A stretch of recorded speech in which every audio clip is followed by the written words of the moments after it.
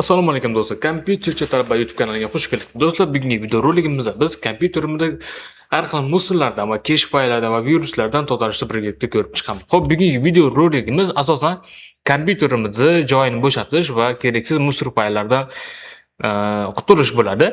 Va birinchi o'rinda qiladigan ishimiz bu Total komanda programmasi orqali, ya'ni dastur, ya'ni barcha kompyuterlarda bo'ladigan dastur hisoblanadi. Xo'p, C-diskga kiramiz. C-diskga kirganimizdan keyin users degan bo'lim bor. Menda albatta biroba, ya'ni ism familiyam yozilgan. Sizlarda misol uchun users deb yozilgan bo'lishi mumkin yoki user degan yozuv bo'lishi mumkin. Balki sizlarda o'zingizlar isminglar yoki kompyuterlarning nomi, ba'zi bir kompyuterlarda raqamlar yozib qo'ygan bo'ladi. Xullas, public degan yozuv mana shu publicda tepasida bo'ladi. Xo'p, kirganimizdan keyin bizda har xil bo'limlar chiqib keladi. Bizga download degan bo'lim bor. Agar sizlarda interfeyslar ruscha bo'ladigan bo'lsa, загрузки yoki o'zbekcha bo'ladigan bo'lsa, yuklamalar bo'ladi. Kirganimizdan keyin xo'p, ko'rishimiz mumkin bizda har xil formatdagi fayllar, har formatdagi oddiy PNG, JPEG, misol exe formatdagi dasturlar ham yuklangan. Undan tashqari PPT bor. Mana misol uchun ko'rishingiz mumkin PPT, PowerPoint bo'ladi, M4 misol video roliklar. Xo'p, bundan tashqari bizda eng katta joy oladigan bu Telegram desktop hisoblanadi. Ya'ni Telegramdan yuklangan barcha ma'lumotlarimiz mana shu papkaning ichiga tushadi. Kiramiz. Ko'rishingiz mumkin anchagina Word Word'ga misol uchun PowerPoint, Adobe Premiere Pro va boshqa dasturlar yuklangan. Video roliklar bor, misol uchun format bo'yicha ketyapti mana. Xo'p, bitta xo'p, mana shuni o'zi 4 megabayt ekan. Ko'ramiz. Necha 29 gigabayt. Okay, ko'rishimiz mumkin bizda 29 gigabaytlik musor bor. Общий chiqamizda hammasini hisoblaymiz. 29000 почти 30 gigabaytlik kesh fayllarimiz bor, ya'ni musor. Xo'p, bunga kiramiz va Ctrl A tugmasini bosgan holatda Shift Delete ni bosamiz. Agar sizlar shunchaki Delete ni bosadigan bo'lsalar, o'chatda korzinkalarga tushib qoladi. Ya'ni bu korzinka mana, misol uchun mana shu korzinkaga tushib qoladi.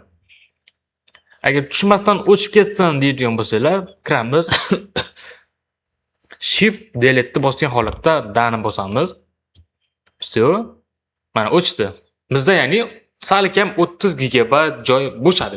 Endi ikkinchi usuli, kompyuterimizni tozalashda ikkinchi usuli korzinka orqali, ya'ni sizlarda o'chirgan narsalar korzinkaga tushib qoladi. Mana shu korzinkani Ctrl A qilasizlar va buni ham Shift Delete qilib yuboradi. Bunga Shift Delete qilish shart emas, Delete o'zidan yetadi. Xo'p, bu ikkinchi usul edi. Endi uchinchi usul orqali. Uchinchi usul o'zimizda, ya'ni sozlamalar orqali bo'ladi. Sozlamalarga kiramiz. Sistema bo'limiga kirganimizdan keyin sal pastroq qo'shib, pamyat degan bo'lim bor, ya'ni xotira.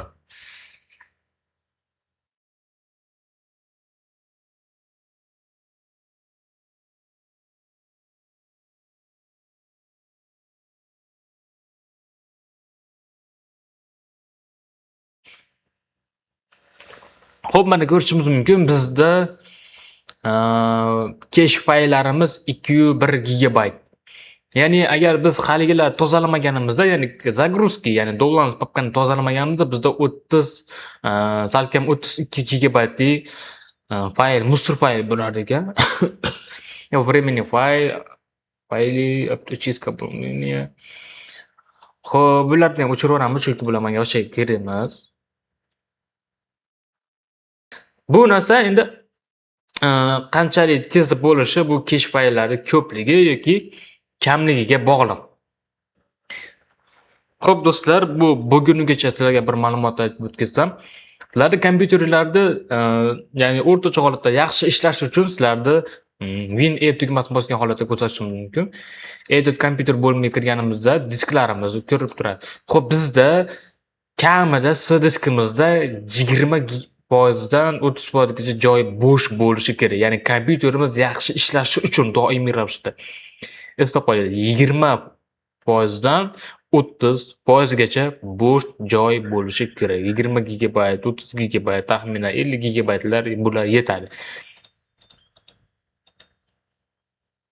Menda hozir 475 gigabaytdan 249 gigabaytda band ekan. Qolgani bo'sh ekan deganim, qolgani band.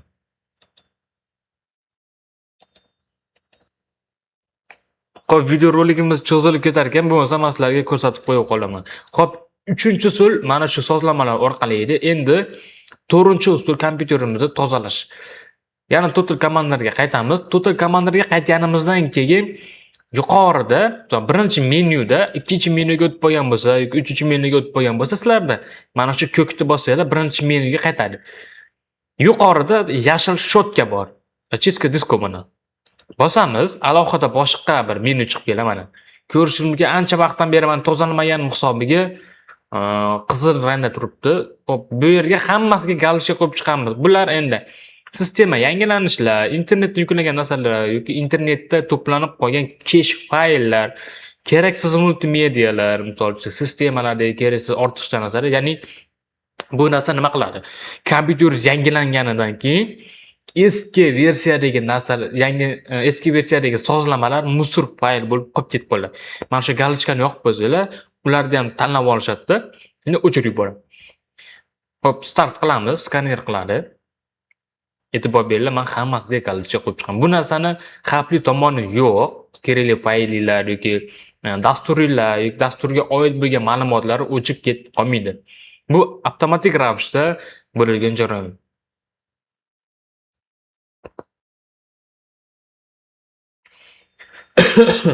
Xo'p, ko'rishimiz mumkin, bizda 304 gigabayt cache fayl bor. Fayllar soni 5238 ta, naydoni element deyapti, ya'ni 956 ta element, har xil elementlar, videolar, boshqa elementlar mavjud. Sistemanikiga mana o'chirib yuboramiz. Xo'p, buni endi bu hali ham bo'lmabdi. X qilib chiqib ketaveramiz. Xo'p, kerak emas. Xo'p, bu bo'lgunigacha bu tez bo'ladi odatda, qancha hajmiga ham bir tomondan bog'liq. Ikkinchisi, pilisos bo'limiga kiramiz. Pilisos bo'limiga kirganimizdan keyin bizda ikkita imkoniyat bor, ya'ni ikkita variant ham to'g'riroq bo'ladi. Agar sizlarda disklar ko'proq bo'ladigan bo'lsa, ko'proq variant ham bor. Tanlaysizlar. C disklar tozalaysizlarmi, D disklarmi, G disklarmi misol uchun. Men 3 ta diskim bo'lgan hisobiga uchalisini tanlab qo'yaman. Agar sizlar faqat agar faqat sizlar C diskni o'zini tozalayman deysizlar, faqat galochkalarni olib qo'yishlar kerak. Ya'ni bu avtomatik ravishda C diskni o'zim tanlayman. Men endi ikkalasini tanlab qo'yaraman, chunki menda o'chib ketadigan ma'lumotlar yo'q. Bu o'chib yubormaydi, ya'ni avtomatik ravishda cache fayllarda, viruslarda aniqlaydi, skaner qilgan holatda o'zi tanlab turib o'chirib yuboradi. Xo'p, bu bo'lmabdi hali ham. Xo'p, start qilamiz. Bu narsa endi bu ham tayyor bo'lgunigacha очистка sistema, ya'ni sistemadagi cache fayllarni o'chirib yuborish imkoniyatimiz bor. Galochkani qo'yib qo'yamiz, очистка qilamiz. Bu 4-menyu, menimcha buni bilmayman to'g'rirog'i. Menimcha buni o'rganib olishimiz kerak. Buni qilishingiz shart emas. Xo'p, bu bo'pti. 484 megabayt cache fayl tozaladi. Bu bo'ldi. Bu qol. Videomiz necha minut bo'ldi ekan? Ko'rish imkoniyatimiz bormi? 10 minut bo'pti.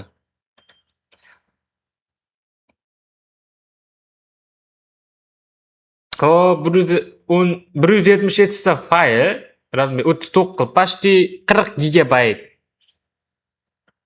40 megabaytli musor fayllarimiz bor ekan. Xo'p do'stlar, bugungi video roligim mana shulardan iborat edi. Fikr, mulohazalar, izohlarda qoldiringlar. Sizlarga yordam berdimi kompyuterlar tezroq ishlashiga yoki yordam bermadimi? Kompyuterlarda qancha joy bo'shaganini bemalol yozib qoldirishingiz mumkin. Sizlar bilan kompyuterchi talaba bo'ldi. Keyingi videolarda ko'rishguncha xayr, salomat bo'ling.